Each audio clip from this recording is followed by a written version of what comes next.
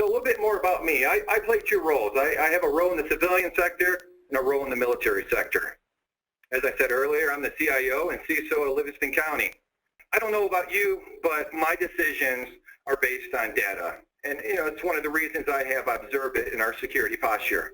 Now, when I put the data together shown on this slide, it doesn't really make sense to me. So let me show you what I'm struggling with. I want to talk about these charts. I'll start from left and I'll move right. Now, the left chart shows the number of cyber attacks overall between internal and external. And you can see overwhelmingly that 2/3 of all attacks are internal. They're from the people inside. Now, moving to the center, we see that it takes 32 months to detect an insider attack, as opposed to 222 days to detect an outsider, an external attack, roughly 7 months. There's a 300% difference here.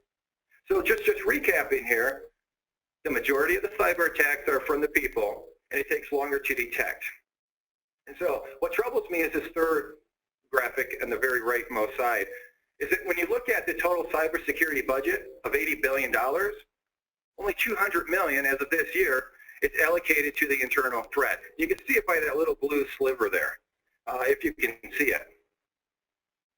It's one of those things that make you scratch your head. And I think the statement at the bottom of this slide is very fitting. And this came from the Verizon data breach report of 2015. And I just love this statement. I'm going to read it for you. For nearly 90% of all incidents is people, whether it's goofing up, getting infected, behaving badly, or losing stuff, whether it's negligent or malicious. At this point, take your index finger, place it on your chest, and repeat, I am the problem, as long as it takes. I do believe that is very fitting. And you may wonder, why am I so passionate about the insider threat? Because I've been affected on both sides, both in the public sector, the civilian side, as well as the military side, thanks to Mr. Snowden and others. So the situation is reported in the Detroit Free Press, and I got the link at the bottom there. If you want to click on it, you can read it. But basically, it states 4 county employees were terminated. Actually, 3 resigned and 1 was fired. And one of those employees had 28 years of experience in IT. The allegations range from misconduct to misuse of government property, copyright infringement, and unauthorized access. And furthermore, ObserveIT was the monitoring tool used. And I'll keep saying this because of the irrefutable evidence that it provides. And I got to tell you that ObserveIT really made a positive change in Livingston County and has transformed the way we do business now, especially in IT. So it's changed that culture for the good. Now, for those of you who are unfamiliar with ObserveIT, it is like it's a leader in employee monitoring. In a nutshell, it's like a video camera recording everything your employee does on a PC or server. But it's intelligent. It recognizes risky behavior, and it notifies the appropriate personnel when this type of behavior takes place, so it can be mitigated quickly, and you're not waiting 30 months on average. It also analyzes and scores user behavior. So you can see exactly who's putting your organization at great risk. And you can prioritize which users to investigate. So what's so appealing to me about this solution is that you can focus on the actual behavior and not the log files. And I know some of you out there understand exactly what I mean when I speak of the log files. So in July 2014, we start to get some indicators. So we have the human sensor out there. We have 2 people saying, someone's been in my PC last night. And the event log shows that. So these 2 PCs are the Treasury PC and the payroll PC. First indicator. Second one, on the same person who logged into these PCs, there's been some unexplained absence. We kind of wonder where this person is sometimes of the day, because not many tickets are getting done. And you get poor feedback from customers. And what kind of topped it off was the video gaming. I did see this person in the office one day, and I thought it was kind of unusual. I walked over, and this person was playing video games. So he promised me that this person would not play video games again, and we moved on. So looking at the link analysis diagram, we have an IT tech that on the Treasury PC and the payroll PC. Now this is suspicious activity. And so we got our investigative team set up, and that included me, an IT manager, and my IT security admin. we launched ObserveIT. And what we found, going back to the timeline from August 4th to September 9th, was something called time theft or billing fraud. And I'm going to show you a video of this. And this is directly from ObserveIT. So what you're seeing here is this is this person on their computer. It's in black and white. Now we could easily put it in color. I'm going to pause it here for a second. So this is some very good evidence here. There's not much I would do with this, but I can tell you that through this whole period of time, this is typically what this person did when they were on the computer. There wasn't much work being done. So we're going to go ahead and update our link analysis diagram. We have an IT tech, suspicious activity, and time theft fraud. So now we get into the good stuff. Now this is the first day. So remember, we launched this on August 4th. And on that very same day, we noticed some password harvesting. So, I'm kind of kicking myself. Why didn't I launch this before? Because on the very first day, we're seeing some things that we didn't really want to see. So let's take a look at some password harvesting here. So I'm going to pause this real quick. We can see that this person is on somebody else's computer. They're using their privileges to get onto another computer, and they're looking for passwords. So this person's going to look around, click on different documents. Later on, there's other videos that I'm not going to show you today, but this person does evolve, and they decide, well, I'm just going to type password inside the desktop or the search bar up here, and I'll get to it quicker. So it's in the person's photos. It's really invading this person's privacy.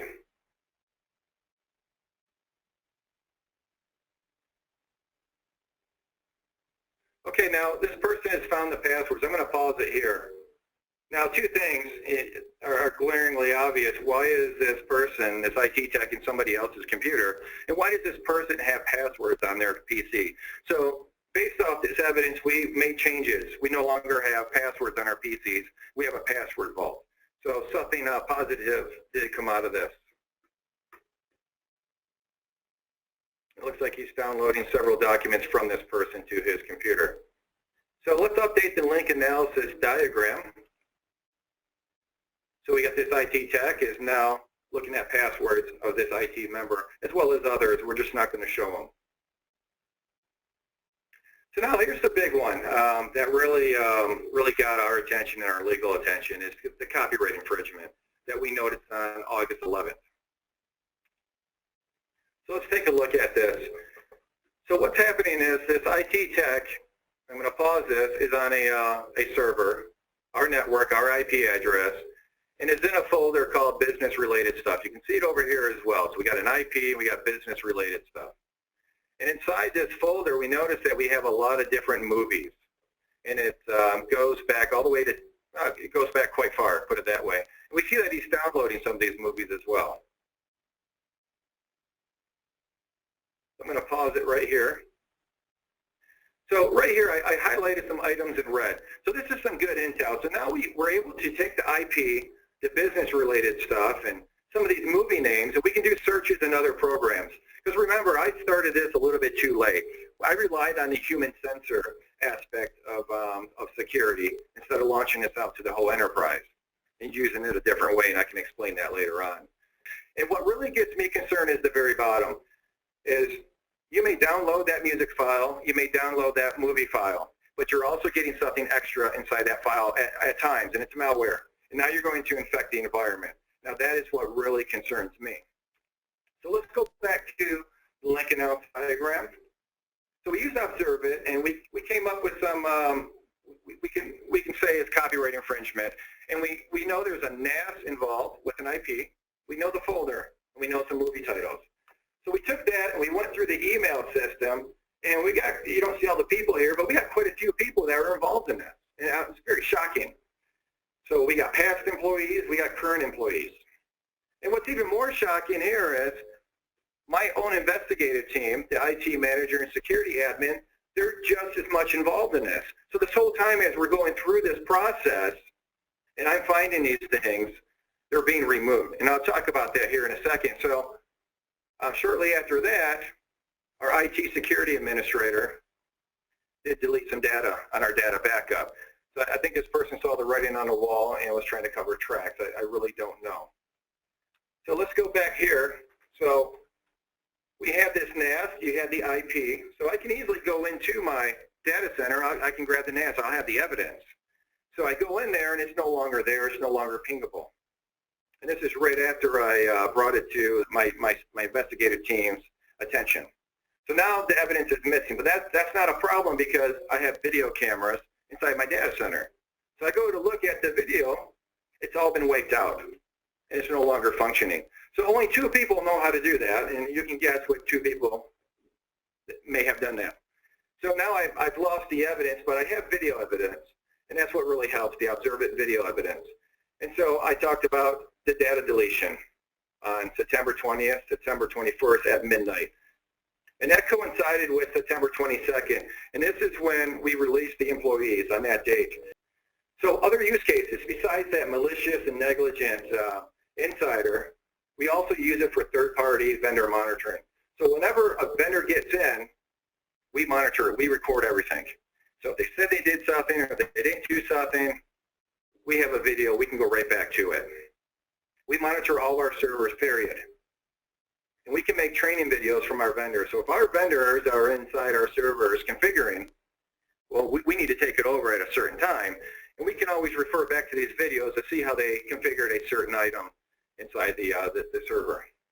And we can also make videos for business continuity. My own employees can demonstrate something, I can record it, we can put it into a historical archive for later use. And as you saw, we target certain users that are malicious. And it's a deterrent. So word has gotten out that we have this product, and I can say that our security incidents have decreased greatly. So conclusion, ObserveIT, irrefutable evidence. Without this evidence, I don't think I would have been here today. I think those employees would still be here today because they were able to get rid of the physical evidence, but we had ObserveIT evidence, and there was, well, you just couldn't deny it.